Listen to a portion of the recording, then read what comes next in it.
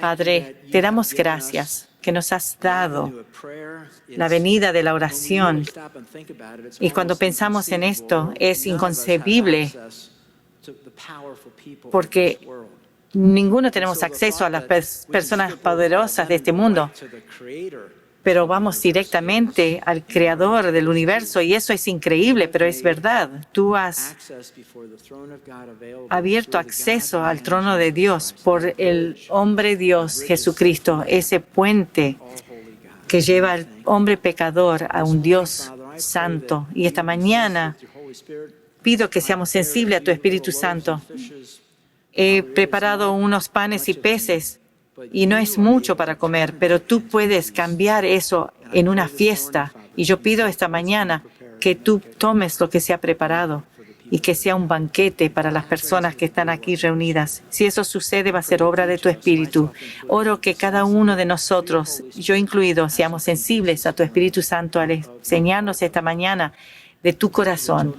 Pedimos por el ministerio de niños al lado, que bendice a esos niños al aprender de un Jesús que absolutamente los atesora y promete nunca dejarlos ni abandonarlos. Padre, lo pedimos todo en el nombre de Jesús y todo el pueblo dijo, amén. Estamos en Nehemías esta mañana. Si necesitas una Biblia, levanta tu mano y te van a llevar una. Sue me preguntó ayer si había visto la taza del perro. Le respondí, no sabía que tenía valor, o sea, taza de valores. Ese es un milagro porque no tenemos perro. Si alguien te pregunta, ¿Dios te habla? Responderías, no sabía que lo hacía. En la lección de hoy veremos qué tipo de cosas bloquean, no nos dejan oír a Dios al leer su palabra. Empecemos. Estamos en el libro de Nehemías. El trasfondo de esta historia es así. El vuelco en la historia judía era 586 a.C., cuando el templo fue destruido por Nabucodonosor. 48 años después de cambiar de régimen, el rey de Ciro de Persia envía a Zorobabel, un judío, a Jerusalén para reconstruir el templo. 40 años después, Nehemías va a Jerusalén, llega y hace planes para reconstruir el muro en 52 días, lo completa. 6 días después de completar el muro, Esdras, el sacerdote, llama a todo el pueblo de Jerusalén y los pueblos aledaños para reunirse en Jerusalén para oír la lectura de la palabra de Dios. Al escuchar la palabra de Dios leída, es tan importante recordar que probablemente ninguna de estas personas habían oído la palabra de Dios porque había una ausencia de la palabra en su cultura por décadas. Algunos, la mayoría, sí. Al escuchar la palabra de Dios leída, es importante recordar que estas personas todas caen bajo convicción y comienzan a llorar al explicarles la palabra. Nehemías 8:8. Ellos leían con claridad el libro de la ley de Dios y lo interpretaban de modo que se comprendiera su lectura.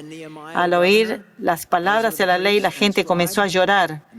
Por eso, al oír el gobernador Nehemías, el sacerdote y maestro Esdras y los levitas que enseñaban al pueblo, le dijeron, no lloren ni se pongan tristes, porque este día ha sido consagrado al Señor su Dios. Pero en verso 10 vemos que Nehemías se interpone por primera vez en este capítulo. Todo fue Esdras, pero él se interpone y les dice que es un día especial donde vamos a celebrar la palabra de Dios es exaltada una vez más en Israel. El pueblo debe celebrar y no llorar. Verso 10. Dice así, Nehemías continuó diciendo, vayan y festejen con un banquete de deliciosos alimentos y bebidas dulces y regalen porciones de comida a los que no tienen nada preparado. Ese es un día sagrado delante de nuestro Señor.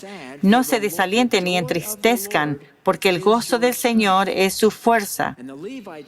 También los levitas clamaban al pueblo y decían, cállense, no lloren, pues este es un día sagrado. Así que el pueblo se fue a comer y a beber en una gran fiesta, a compartir porciones de la comida y a celebrar con gran alegría. Escuchen, porque habían oído y entendido las palabras de Dios. Entonces, en la noche de octubre 8, el pueblo se va para comer y beber en una gran fiesta y compartir porciones de comida y celebrar con gran alegría porque habían oído y entendido la palabra de Dios. ¿Encuentras difícil entender la palabra de Dios cuando la lees? ¿Otros parecen sacarle más provecho que tú? Veremos esto hoy al cerrar. Entonces, hicieron una gran fiesta en la noche del 8 de octubre y el día después se reunieron de nuevo para estudiar la palabra con mucho más detalle. Verso 13 a 15. El 9 de octubre, los jefes de familia de todo el pueblo, junto con los sacerdotes y los levitas, se reunieron con el escriba Esdras para repasar la ley más detalladamente. Mientras estudiaban la ley, descubrieron que el Señor había ordenado, por medio de Moisés, que los israelitas debían vivir en enramadas durante el festival a celebrarse durante ese mes. Él había dicho que debía proclamarse al pueblo en todas sus ciudades y en Jerusalén, que fueran a las colinas a buscar ramas de olivo silvestre, mirto, palmeras y otros árboles frondosos. Con esas ramas debían construirse enramadas para que habitaran en ellas durante el festival, como está establecido en la ley. Hay 7 fiestas judías que los judíos celebran cada año. Cada año, de estos 7 fiestas, 3 son fiestas de peregrinaje, significando que cada hombre adulto judío de 12 años para arriba, viviendo a 15 millas de Jerusalén, debía viajar a Jerusalén para participar. 3 de los 7. Ahora, ¿participaban las mujeres? Sí, solo si querían. Para los hombres era mandatorio, para las mujeres opcional. ¿Me preguntas por qué? Bueno, bajo la ley mosaica había 613 mandamientos, 248 positivos y 365 negativos. 248 harás y 365 no harás. Pero las mujeres solo se vieron obligadas a mantener los no harás. ¿Por qué? Porque los rabinos tenían la posición de que la devoción absoluta de una madre era estar con sus hijos. Y si los harás se interponían con el cuidado de sus hijos, como un hijo enfermo durante la Pascua, su deber era cuidar de su hijo y negaba la ley que declaraba, harás esto, asistirás a la celebración de la Pascua en Jerusalén. Entonces, las mujeres judías solamente guardaban 365 no harás. La fiesta que Esdras y los levitas les explicaron al pueblo que estaba cerca era la fiesta de los tabernáculos o de las enramadas. Y era una de las 3 fiestas de peregrinos, al igual que la Pascua y el Pentecostés. Y es bueno notar que la fiesta de los tabernáculos era la única fiesta peregrina del otoño. Esta fiesta conmemoraba el deambular de los israelitas durante 40 años en el desierto, haciendo camping. Se movieron 40 veces en los 40 años, no cada año, pero 40 veces en 40 años, con casas temporarias, o sea, enramadas, tiendas. Y esta fiesta marcaba la última cosecha del año en el otoño, antes de la época de lluvia, lo cual también se denomina la fiesta de la siega o de el recoger la cosecha. Leemos en Deuteronomios: cuenta 7 semanas a partir del momento en que comiences a cortar el grano al inicio de la cosecha. Luego celebra el festival de la cosecha en honor al Señor tu Dios. Llévale una ofrenda voluntaria en proporción a las bendiciones que hayas recibido de Él. Será un tiempo de celebración delante del Señor tu Dios en el lugar de adoración que Él designe para que su nombre sea honrado. Celebra con tus hijos e hijas, con tus siervos y siervas, con los levitas que viven en tus ciudades, con los extranjeros y con los huérfanos y las viudas que viven en medio de ti. Y después, con más detalle, vemos en Levíticos: durante 7 días deberás vivir en pequeñas enramadas. Todos los israelitas de nacimiento deberán vivir en enramadas. Esto le recordará a cada nueva generación de israelitas que yo hice que sus antepasados vivieran en enramadas cuando los rescaté de la tierra de Egipto. Yo soy el Señor tu Dios. Entonces, como ven en este cuadro, aún hoy en día los judíos cada año hacen estas enramadas para vivir en ellas durante el Festival del Tabernáculo. Esto está en la costa este de Jerusalén. Vemos una serie de estas en una comunidad, una de cada familia. Aquí esta enramada está en Vermont, en Estados Unidos. Aquí esto demuestra la parte interior de una enramada, un lugar de celebración, es marcado así. Y después el próximo cuadro. Hay una comunidad y uno ve todas estas enramadas temporarias levantadas aquí. El 7º día del festival se conoce como la Gran Hosana. Los que celebran llevan en sus manos ramas de palmas o de sauce y repiten. Son muy largos. Las palmas, uno piensa que son cortitas, pero estas son como de 10 pies de alto. Y repiten Hosana. Y al hacerlo, golpean el suelo alrededor de ellos con los tallos de sus ramas. Con esto se habría encontrado Jesús cuando entró montado a Jerusalén el Domingo de Palmas. Y hasta en la era del Nuevo Testamento los judíos agregaron a esta tradición de las enramadas la ofrenda del agua. Esto estaba conectado a la oración por lluvia para el año entrante. Entonces, cuando Jesús llegó al escenario durante el festival de 7 días, cada noche la multitud caminaba al lugar de la fuente de Siloé, donde el sacerdote sacaba agua, y el pueblo se regocijaba. La fuente de Siloé. Podemos ver el templo a la derecha y la fuente de Siloé.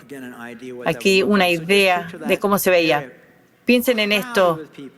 Piensen en esta área con una multitud gritando Hosana, Hosana. Esta ofrenda del agua era para pintar un cuadro del regalo de la salvación, una ofrenda de agua. Isaías dice: con alegría ustedes beberán abundantemente de la fuente de la salvación. Y es con este fondo de la ofrenda del agua que las palabras de Jesús tienen más significado, porque al 7º día, el último día, conocido como Hosana Rabbah, que es traducido el gran clamor por la salvación, Jesús clamó. En el último día, el más solemne de la fiesta, Jesús se puso de pie en este lugar y exclamó: si alguno tiene sed, que venga a mí y beba. De aquel que cree en mí, como dice la Escritura, brotarán ríos de agua viva. Volviendo a Nehemías, verso 16. Así que el pueblo salió y cortó ramas y las usó para levantar enramadas en las azoteas de sus casas, en sus patios, en los patios del templo de Dios o en las plazas justo dentro de la puerta del agua y de la puerta de Efraín. Entonces todos los que habían regresado del cautiverio vivieron en las enramadas durante el festival y todos ellos se llenaron de alegría. Los israelitas no habían celebrado de esta forma desde los días de Josué, hijo de Nun. Él no tenía padre, Nun quiere decir ninguno. Hijo de ninguno, hijo de Nun. Bueno. Volvamos al chiste del perro. Esdras leyó del libro de la ley de Dios en cada uno de los 7 días del festival. Luego, al 8º día, realizaron una asamblea solemne, tal como lo exigió la ley. De la enciclopedia judía dice esto. Escuchen bien si les gusta la historia. Al leer la ley en el servicio del sábado en la mañana y días santos, en general se asumía que era una institución mosaica. La práctica de leer la ley el sábado en la tarde, cuando el pueblo estaba descansando, y de lunes a jueves en las mañanas para los poblanos que venían a la ciudad y al mercado, es atribuido a Esdras. O sea, él estaba en un movimiento de volver a la Biblia, poner la Biblia en la mano de la persona común. Y considera el significado de la segunda parte del 17. Los israelitas no habían celebrado de esta forma desde los días de Josué, hijo de Nun. Es un lapso de tiempo de casi 1000 años que significa que incluye todos los reyes de antes de su tiempo, incluyendo el rey David y el rey Salomón. Wow. Esto debe haber sido toda una fiesta. Excedió la fiesta de David, de Salomón, de Josías y de todos los reyes buenos, pero quizás tiene que ver más con el gozo más grande en la celebración, porque habían descubierto o redescubierto la palabra de Dios. Y era realmente causa de gozo para celebrar. Entonces nos dicen que 16 días después la gente de los pueblos aledaños volvieron a Jerusalén una vez más, en capítulo 9:1. El 31 de octubre el pueblo volvió a reunirse en asambleas. Esta vez ayunaron y se vistieron de tela áspera, silicio, y se echaron polvo sobre la cabeza. Los de ascendencia israelita se separaron de todos los extranjeros para confesar sus propios pecados y los pecados de sus antepasados. Permanecieron de pie en el mismo lugar durante 3 horas mientras se leía en voz alta el libro de la ley del Señor su Dios. Luego confesaron sus pecados y adoraron al Señor su Dios. Escuchen, durante 3 horas más. Por favor, no te pierdas cómo se prepararon para este evento. Se vistieron de silicio, un símbolo de dolor, y se pusieron polvo en sus cabezas como símbolo de duelo. El silicio, dicen algunos, era como una bolsa de alimentación áspera para animales que le hacían huecos para la cabeza y los brazos, y probablemente hecho de pelo de cabra. Muy incómodo. La idea era que cada movimiento les recordaba su dolor. ¿Por qué polvo en la cabeza? Probablemente venía de la idea de que en la muerte todos volvemos al polvo. Y representa 2 cosas el polvo. Uno, la brevedad de la vida, y segundo, el hecho de que el polvo ocupa el lugar más bajo donde es pisado bajo los pies y simboliza el estado bajo emocional del que está de duelo. Y dice que aquellos de descendencias judías se separaron de los que no eran de descendencia judía. ¿Por qué? Lo veremos la semana que viene. Pero noten el resultado del estudio profundo de la ley de Dios de parte del pueblo. Verso 3. Esto sucedió.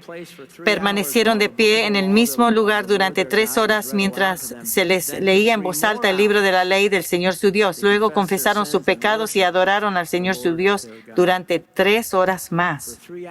Durante 3 horas la palabra de Dios les era leída y después siguió la confesión. Convicción de sus pecados con confesión. Orgánicamente siguió, sin que se les ordene o diga que lo hagan. Se nos dice que durante 3 horas más se turnaron para confesar al Señor y adorar al Señor. Se turnaban para confesar sus pecados. Vamos a ver esto en más detalle la semana que viene. Vamos a ver que en cada avivamiento es precedido por convicción de pecado y confesar el pecado. ¿Cómo se aplica la lección de hoy a mí? No quieres perderte la semana que viene, ¿eh? ¿Lo dije antes? ¿No? La semana que viene. ¿Cómo se aplica la lección a mí hoy? El hecho de que tienes acceso a la palabra de Dios ¿te trae gozo a tu corazón? ¿Estás agradecido?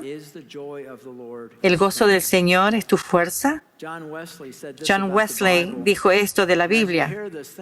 Y al escuchar esto, piensa en un grupo de personas que jamás han visto una Biblia o oído la Biblia. De su perspectiva, escuchen lo que dice. Quiero saber una cosa, el camino al cielo, cómo llegar seguro a esa playa feliz. Dios mismo ha convenido enseñarme el camino. Él lo escribió en un libro. Oh, dame ese libro a cualquier precio. Dame el libro de Dios. Muchas veces les conté que cuando entregué mi vida a Cristo a los 30, la palabra de Dios se volvió viva para mí. Era como nuevas verdades entraban a mi mente y quitaban las mentiras que yo había creído. Y recuerdo, y lo dije antes, y parezco un disco rayado, pero no me disculpo. Cuando yo leí mi Biblia y estaba tan emocionado por la revelación de Dios, recuerdo que me decía muchas veces, todo domingo en la mañana, cada maestro de escuela dominical, cada pastor debe pararse en el púlpito o en su clase, sostener su Biblia y decir, este libro cambió mi vida y cambiará la tuya, porque lo hace. ¿Cuántas personas han sido cambiadas por la palabra de Dios? Gloria a Dios. Si no has tenido ese cambio, mira esas manos y ve lo que te pierdes. Este libro cambia la vida. Segundo punto, ¿entiendes la palabra cuando la lees? Puede haber problemas para leer o aún problemas neurológicos que pueden afectar tu nivel de comprensión de la palabra. Y entiendo eso, pero aparte de esos problemas, sugiero que consideres unas cosas que pueden impedir o bloquear tu entendimiento de la Biblia. Número 1, debes ser creyente. 1 Corintios 2:14 dice esto. Pero los que no son espirituales no pueden recibir esas verdades de parte del Espíritu de Dios. Todo les suena ridículo y no pueden entenderlo, porque solo los que son espirituales pueden entender lo que el Espíritu quiere decir. Es la primera pasada. Y para probar, en Juan 14 dice que es el Espíritu Santo que nos enseñará. Y no lo tenemos hasta que lleguemos a ser creyentes. Juan 14, 16. Y yo le pediré al Padre y Él les hará otro abogado defensor, quien estará con ustedes para siempre. Me refiero al Espíritu Santo, quien guía a toda la verdad. ¿Cómo puedes llegar a toda verdad si no tienes el Espíritu Santo? Y solo tienes al Espíritu Santo cuando vienes a Cristo. Juan 14, 26 aún lo dice mejor. Sin embargo, cuando el Padre envía al abogado defensor como mi representante, es decir, al Espíritu Santo, Él les enseñará todo y les recordará cada cosa que les he dicho. Entonces, si estás leyendo la Biblia y el Espíritu Santo no te está enseñando, cuidado y eres creyente, cuidado porque puede haber algunos problemas del corazón que impiden esto que tienes que tratar. Y el primer impedimento es un corazón no arrepentimiento. 1 Pedro dice, por lo tanto, desháganse de toda mala conducta, acaben con todo engaño, hipocresía, celos y toda clase de comentarios hirientes. Como bebés recién nacidos, deseen con ganas la leche espiritual pura para que crezcan a una experiencia plena de la salvación. Pidan a gritos ese alimento nutritivo. Nota que Pedro llama a los creyentes a deshacerse del pecado antes de mandarles a desear la palabra de Dios. La implicación es que el pecado no solo impide que verdaderamente recibamos la palabra de Dios, pero nos bloquea de desearla. Próximo cuadro. La palabra de Dios o te va a alejar del pecado o el pecado te aleja de Dios. Escuchen cuidadosamente. La relación de la gente a la palabra de Dios a menudo es un indicador de la relación que tienen al pecado. Muchos saben esto, pero cuando las personas están viviendo en pecado o están siendo atraídos al pecado, muchas veces dejan de ir a la iglesia o ir a lugares donde tienen que oír la palabra de Dios.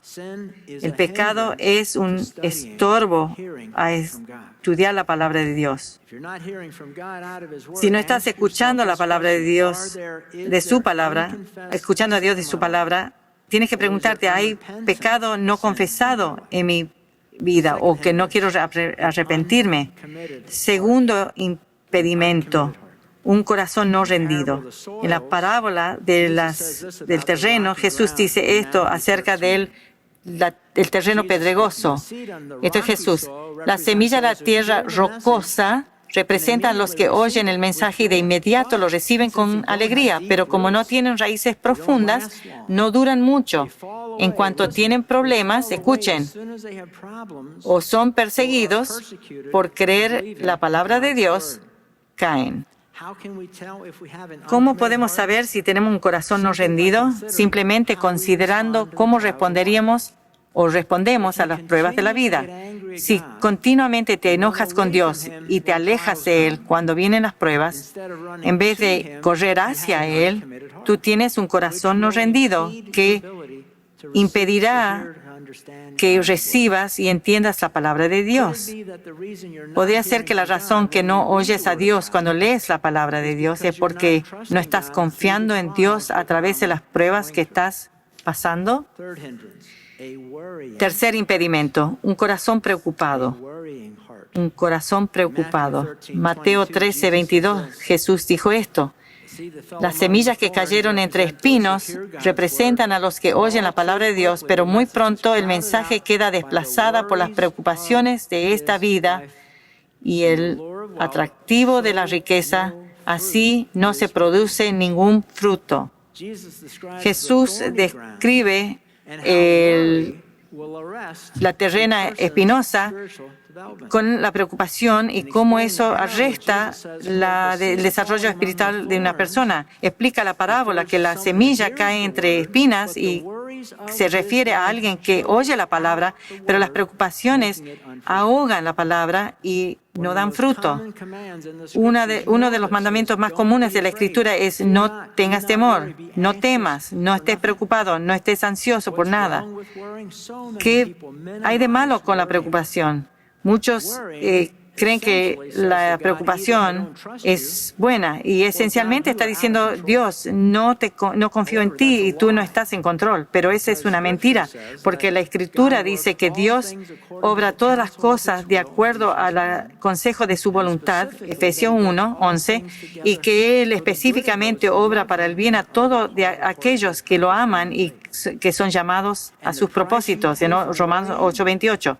Y el precio que pagas por preocuparte es que ahoga la palabra de Dios de tu vida. Es un precio muy alto que pagar, demasiado alto. Podría ser la razón que no oyes a Dios hablarte de su palabra, es porque la preocupación está ahogando la palabra y no da fruto. 4 impedimentos. un corazón no dispuesto. Un corazón no dispuesto. Hebreos 5:14 dice, el alimento sólido es para los que son maduros, los que a fuerza de práctica están capacitados para distinguir entre lo bueno y lo malo. Cuando Dios revela la verdad a ti y tú te niegas a obedecerla, tú detienes tu corazón en ese tema y detendrás tu caminar. Tu crecimiento espiritual será detenido en ese punto hasta que obedezcas lo que Dios claramente te ha dicho que haga. Aquí hay un principio bíblico. No más luz entrará hasta que tú obedeces la luz que ya se te ha dado. Yo he conocido y tú has conocido personas que iban rápido en su crecimiento espiritual. Se salvaron y iban como un tren veloz. Y después llegan a algo que Dios le dice, deben dejar esto, tienen que alejarse de esto. Y alejarse de esta persona. Y no lo quieren hacer. Y ese tren es como que choca contra un cerro de granito y no pueden seguir adelante. No va a arrancar de nuevo hasta que tratan ese tema, ese problema. Dios no va a dejar que vayas a otro lado, a otro tema. Te va a detener.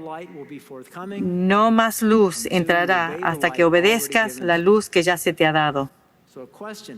Una pregunta. ¿Dios te ha mostrado algo que Él quiere que hagas? ¿Algo donde quiere que te alejes? ¿O alguna persona que debes alejarte? Pero tú te niegas. Quizás es por eso que no oyes a Dios hablarte cuando tú lees su palabra. Impedimento número 5, un corazón materialista. Al describir el terreno de espinos que no dio fruto Dios en la palabra de Dios, Dios también menciona el engaño de la riqueza. Mateo 13:22. Las semillas cayeron entre espinos representan lo que oyen la palabra de Dios, pero pronto el mensaje queda desplazado por las preocupaciones de esta vida y el atractivo de la riqueza, así que no se produce ningún fruto. Cuando Jesús declaró el terreno espinoso, Él declaró que la persona solo puede tener un Señor, sea Dios o el dinero.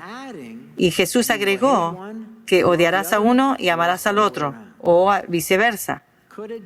Podría ser que la razón que no oyes a Dios al hablar su palabra, que el engaño de la riqueza ha ahogado la palabra de Dios de tu vida.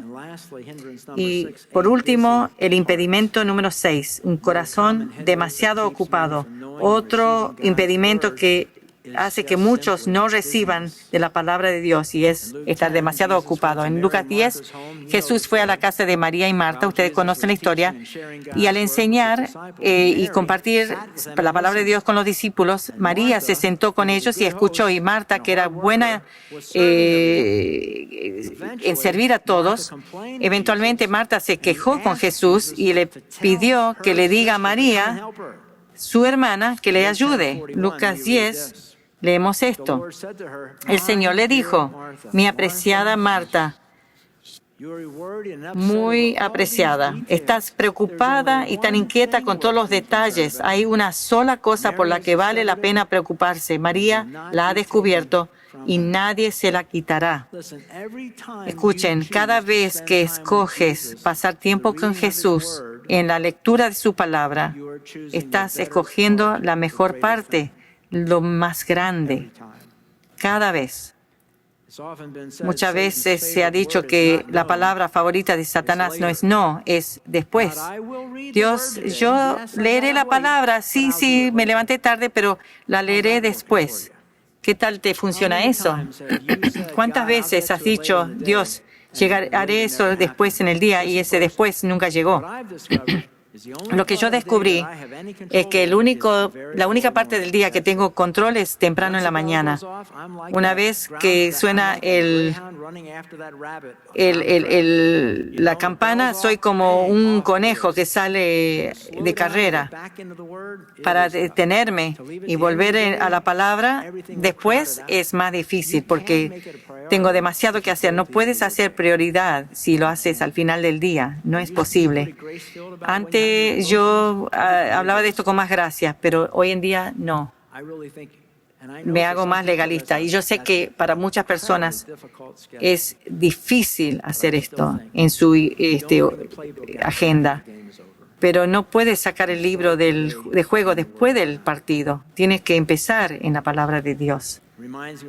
Me recuerda de un letrero que vi permanentemente puesto en un mercado de mariscos. Dice, langostino gratis mañana. Todos los días estaba ese, langostino gratis mañana. La palabra favorita de Satanás no es no, es lo haré después. Moody dijo esto: debemos ver el rostro de Dios cada mañana antes de ver el rostro del hombre. Si tienes tanto que hacer que no tienes tiempo para devocionales, dijo él, depende de esto que vas a tener. Tienes demasiado que hacer que Dios quería que hagas. Tú separa bien ese tiempo. Y para cerrar y en repaso, si no oyes a Dios hablándote de su palabra como lo hacías en un tiempo o como otros parecen hacer, quizás debes chequear tu corazón. Número 1, ¿tienes un corazón no arrepentido? ¿Hay pecado no confesado o que no te has arrepentido que te bloquea de oír la palabra de Dios? ¿Tienes un corazón no rendido? Puede ser que no oyes de Dios porque no confías en Él a través de las pruebas que estás pasando. Número 3, ¿tienes un corazón preocupado?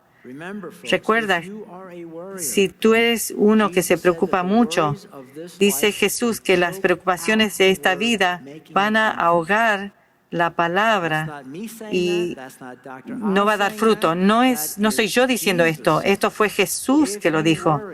Si tú te preocupas, va a ahogar la palabra de vida y tú no vas a dar fruto.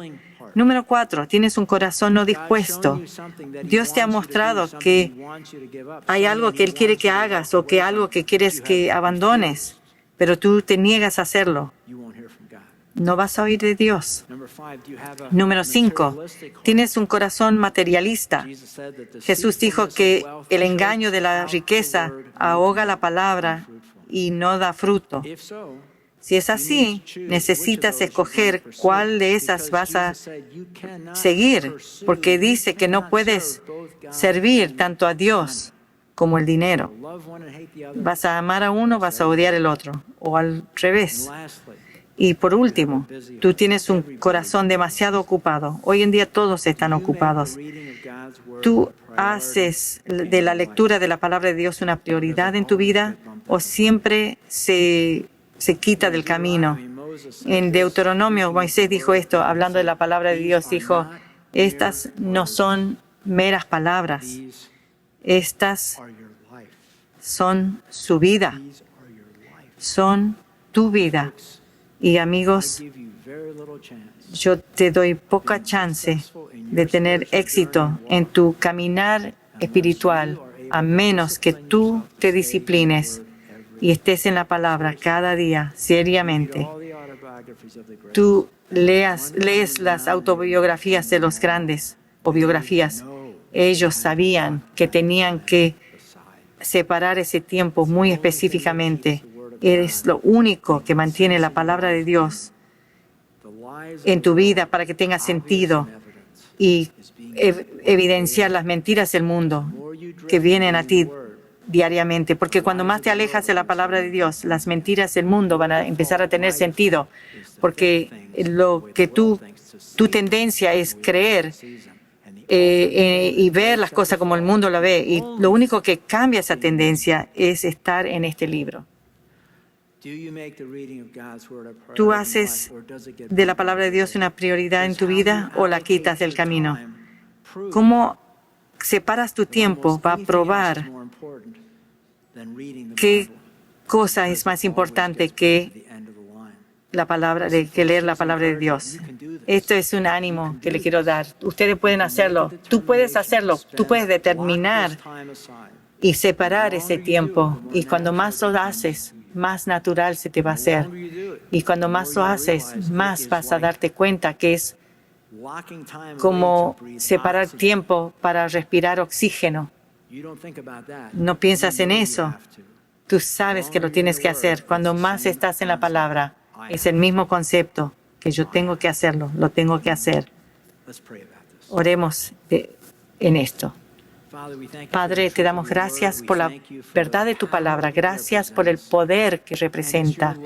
Y es tu carta de amor para nosotros. Padre, es donde nos dices cuánto nos amas. Y yo pido, Dios, que nos animemos y seamos movidos y comprometidos en forma fresca de separar este tiempo para oír de ti, y que cualquiera de estos impedimentos que necesita revelarnos a nosotros, que podamos tratar con esto y reconocer que el precio que pagamos por no hacer esto es demasiado alto. Y si estás aquí esta mañana y no has aceptado a Cristo como tu Señor y Salvador, como dijimos, ahí comienza todo. Tú no puedes oír de Dios, de la palabra de Dios, hasta que tengas su Espíritu Santo. Si quieres comenzar ese andar, haz esta oración en tu corazón. Padre, yo reconozco que he pecado. He cometido tantos errores y te pido que me perdones. Y recibo a Jesucristo como mi Salvador personal y Señor. Tu muerte en la cruz para pagar mis pecados. Tú escogiste la muerte para que yo tenga vida. Gracias, Jesús. Ahora, dame un corazón que desea tu corazón. Enséñame de tu palabra estas verdades hermosas. Te amamos, Señor, y te alabamos y lo pedimos todo en el nombre de Cristo. Y todo el pueblo dijo, amén.